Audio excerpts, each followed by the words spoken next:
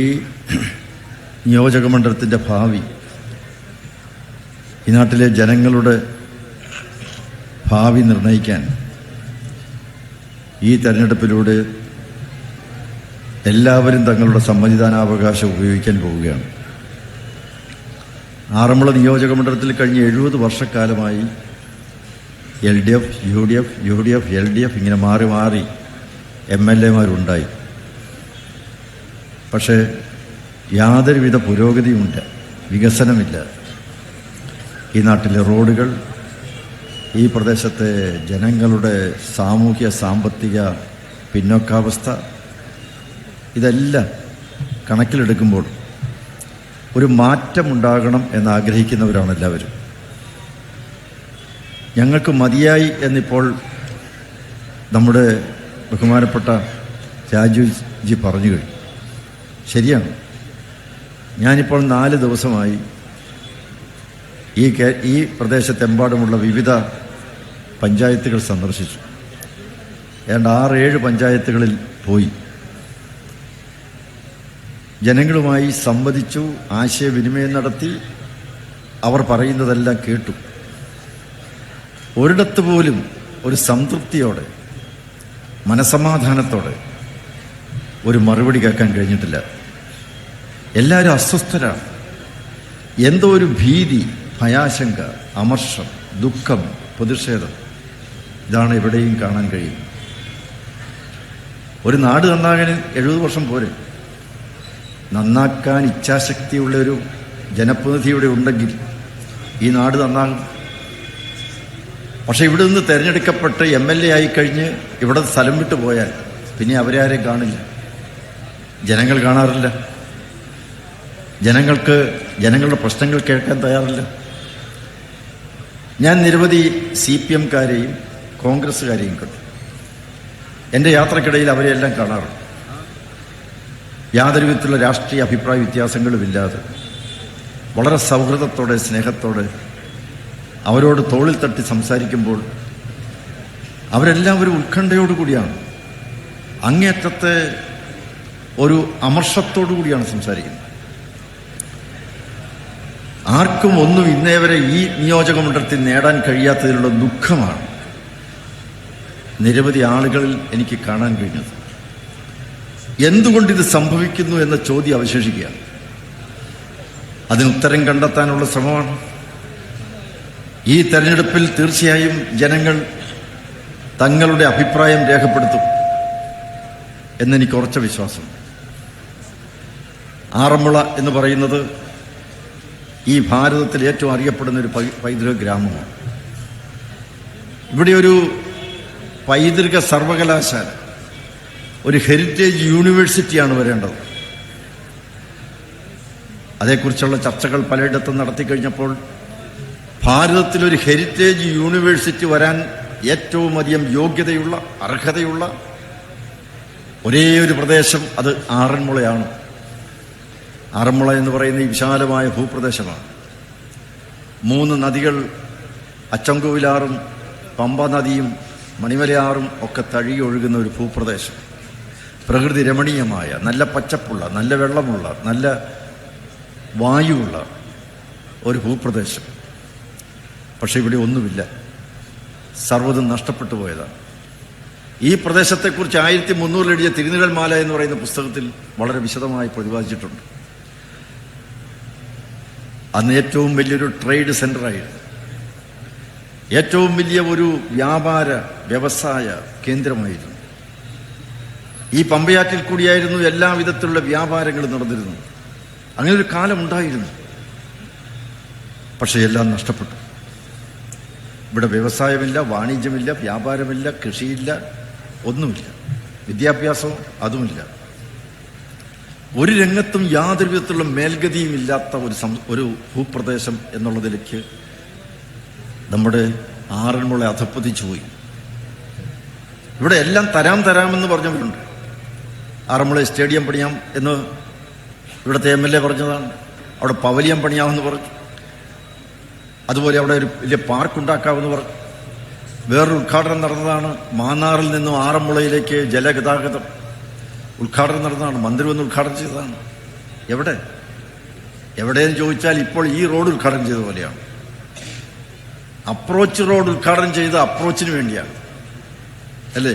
എവിടെയെങ്കിലും അപ്രോച്ച് എന്ന് പറഞ്ഞാൽ അങ്ങോട്ടേക്ക് എത്താൻ വേണ്ടിയിട്ടാണ് റോഡ്. അപ്രോച്ച് റോഡ് ഉദ്ഘാടനം ചെയ്തിട്ട് റോഡ് ക്ലോസ്ഡ് എന്ന് എഴുതി വെച്ചാൽ പിന്നെ ഈ MLA കുറിച്ച് ഇനി വേറെ വല്ലതും പറയണം? എന്തൊരു ഗതികേടാണ് ഈ നാടിൻ്റെ ഒരു ഗതികേട്. എത്ര വർഷങ്ങൾക്ക് മുമ്പ് പണി ആരംഭിച്ചതാണ്, ഒരു പാലത്തിൻ്റെ പണി ആരംഭിച്ചത്. ഇത് ഇവിടുത്തെ മാത്രമല്ല, ഈ പ്രദേശത്തെമ്പാടും ഓരോ സ്ഥലത്ത് പോയി കഴിഞ്ഞാലും ഇത് തന്നെയാണ് നമുക്ക് കാണാൻ കഴിയുക.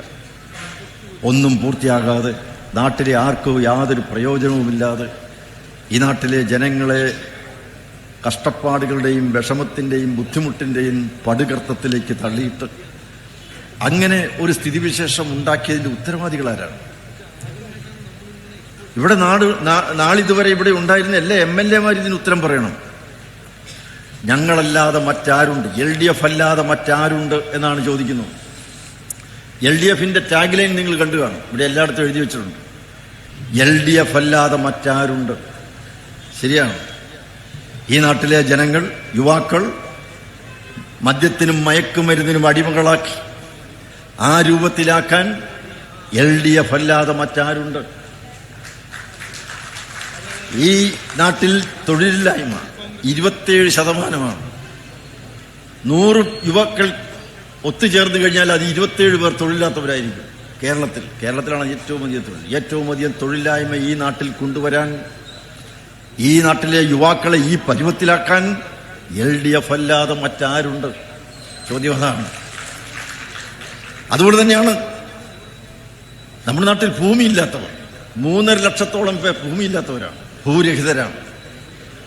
ഭൂമിയില്ലാത്തവരും വീടില്ലാത്തവരും നമ്മുടെ കേരളത്തിൽ നിരവധിയുണ്ട്. നാളിതുവരെ 70 വർഷക്കാലമായി ഭരിച്ച്, 10 വർഷക്കാലമായി ഈ കേരളം ഭരിച്ച നിരവധി മുന്നണികൾ ഈ കേരളത്തിന്റെ ഭരണ നേതൃസ്ഥാനത്തിരുന്ന് കേരളത്തെ ഈ പരുവമാക്കാൻ LDF അല്ലാതെ മറ്റാരുണ്ട്? ഈ പരുവമാക്കാൻ കേരളത്തിൽ എന്താ ഉള്ളത്? അവരുയർത്തുന്ന മുദ്രാവാക്യമാണ് ഞാൻ പറയുന്നത്. ഇവിടെ എല്ലാം വലിയ ഹോർഡിങ്സ് എഴുതി വെച്ചിട്ടുണ്ട്, LDF അല്ലാതെ മറ്റാരുണ്ട് എന്നാണ്. ചീഫ് മിനിസ്റ്ററോട് എഴുന്നേറ്റ് നിന്ന് ഒരു ചോദ്യമുണ്ട്, ഒന്ന് ചോദിച്ചോട്ടെ എന്ന് ചോദിച്ചപ്പോൾ വീട്ടിൽ പോയി ചോദിക്കുക എന്ന് പറയാൻ LDF അല്ലാതെ മറ്റാരുണ്ട്? വേറെ ആരെങ്കിലും ഉണ്ടോ? LDF-ഏ ഉള്ളൂ. അതുപോലെ തന്നെ കടക്കുപുറത്ത് എന്ന് ആരോടാണ് പറഞ്ഞത്? തിരുവനന്തപുരത്ത് യോഗത്തിൽ പങ്കെടുക്കാൻ റിപ്പോർട്ട് ചെയ്യാനായിട്ട് എത്തിയിരിക്കുന്ന പത്രലേഖകരോടാണ് പറഞ്ഞ് കടക്കുപുറത്ത് എന്ന് പറയാൻ LDF അല്ലാതെ മറ്റാരുണ്ട്? നമ്മുടെ ഈ നാട്ടിൽ LDF അല്ലാതെ മറ്റാരുമില്ല. ഒരു സ്ഥലത്ത് ഒരു യോഗത്തിൽ പ്രസംഗിക്കാൻ വേണ്ടി മുഖ്യമന്ത്രി കടന്നു കയറി വന്നപ്പോൾ അവിടുത്തെ ഒരു പഞ്ചായത്തിന്റെ ഒരു ജനപ്രതിനിധി ഒരു സെൽഫി എടുക്കാൻ ശ്രമിച്ചപ്പോൾ മാറി നിൽക്ക്, ശകാരിച്ചു. മാറി നിൽക്ക് എന്ന് പറയാൻ LDF അല്ലാതെ മറ്റാരുണ്ട് ഇവിടെ? നമ്മുടെ നാട്ടിൽ പട്ടിണി കയറി വരിക. ഇന്ന് ഈ കേരളത്തിലെ ദരിദ്രരായിട്ടുള്ള സാധാരണക്കാർ ആഹാരം കഴിക്കുന്നത് മോഡി സർക്കാർ കൊടുക്കുന്ന 5 കിലോ അരി സൗജന്യമായിട്ട് കിട്ടുന്നത് കൊണ്ടാണ്. മോഡി സർക്കാർ 5 കിലോ അരി കൊടുക്കുകയാണ്. 15.5 ലക്ഷം ടൺ അരിയാണ് ഒരു വർഷം ഈ കേരളത്തിന് കൊടുക്കുന്നത്. 15.5 ലക്ഷം ടൺ അരിയാണ്. ഇതേവരെ നാട് ഭരിച്ചിരുന്ന ആരെങ്കിലും കൊടുത്തിട്ടുണ്ടോ?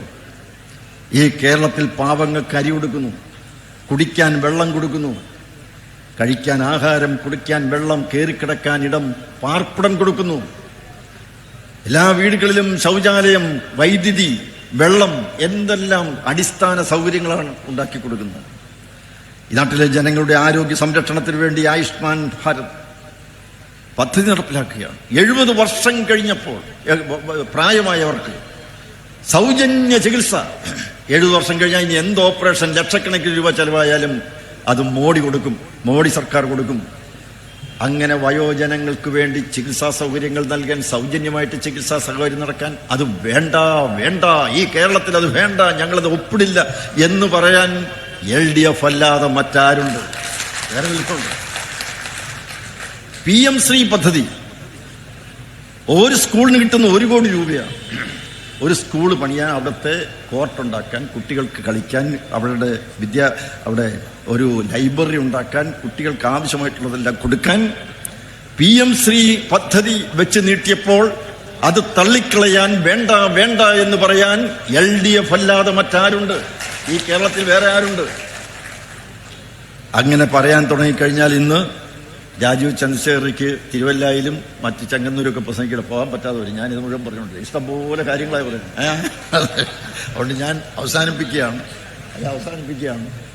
കാരണം ഇതിങ്ങനെ പറയാനേ ഉള്ളൂ, ഒരു നേട്ടം പോലും പറയാനില്ല. എന്നാൽ ഒരു നേട്ടമെങ്കിലും പറയുന്നത് പെട്ടെന്ന് പോകായിരുന്നു. ഇല്ല, പിന്നെ എങ്ങനെയാണ് പറയാൻ? ഏതായിരുന്നാലും ഞാനിവിടെ ഒരു സ്ഥാനാർത്ഥി എന്നുള്ള നിലയ്ക്ക് മത്സരിക്കുകയാണ്. താമര അടയാളത്തിൽ മത്സരിക്കുമ്പോൾ ഞാൻ ഓർക്കുന്നു, യാതൊരു മേൽഗതിയും കിട്ടാത്ത ഈ നാടിനെക്കുറിച്ച് കഷ്ടപ്പെടുന്ന, ദുഃഖിക്കുന്ന, വേദനിക്കുന്ന, കണ്ണീരൊഴുക്കി നിസ്സഹായരായി വിലപിക്കുന്ന സാധാരണക്കാർ, പാവങ്ങൾ, അവരെ ഞാൻ ഓർക്കുകയാണ്. ഇവിടെ മിച്ചഭൂമി, ഈ ആറന്മുളയിൽ മിച്ചഭൂമി 382 ഏക്കർ ഭൂമി മിച്ചഭൂമിയായിട്ട് പ്രഖ്യാപിച്ചു. എവിടെ? അത് പ്രഖ്യാപിക്കുന്നതിന് മുമ്പ് അവിടെ 250 പാവങ്ങളെ, ഭൂരഹിതരെ കൊണ്ട് കുടില് കെട്ടി. അവരെവിടെ? ആ മിച്ചഭൂമിയുടെ കഥ ഇപ്പൊ എന്താണ്? CPM-കാർക്ക് പറയാവോ? വീണ ജോർജിന് പറയാവോ? ഒത്തുകളിയല്ലേ? ഈ പാവങ്ങൾക്ക് വേണ്ടി എന്താണ്? അതുകൊണ്ട് ഈ ആറന്മുളയുടെ സമഗ്ര പുരോഗതിക്ക്, വികസനത്തിനും ആണ് ഞാൻ മത്സരിക്കുന്നത്. ഈ നാട്ടിൽ ജനങ്ങളോട് വോട്ട് ചോദിക്കുന്നതിന് വേണ്ടിയാണ്. തീർച്ചയായും ഈ നാടിൻ്റെ ഭാവി നിർണ്ണയിക്കാൻ പോകുന്ന സുപ്രധാനമായ ഈ തെരഞ്ഞെടുപ്പിൽ ഇവിടെ ഇരിക്കുന്ന നിങ്ങളെല്ലാവരും ഇനിയുള്ള നാളുകളിൽ കഠിനാധ്വാനം ചെയ്ത്, ഓവർ ടൈം വർക്ക് ചെയ്ത് വിജയതിലകം അണിയിക്കണം എന്ന് മാത്രം പറഞ്ഞുകൊണ്ട്, ഇവിടെ നൽകിയ സ്വീകരണത്തിന് നന്ദി പറഞ്ഞുകൊണ്ട് ഞാൻ എൻ്റെ വാക്കുകൾ കൊടുക്കുന്നു. നന്ദി, നമസ്കാരം.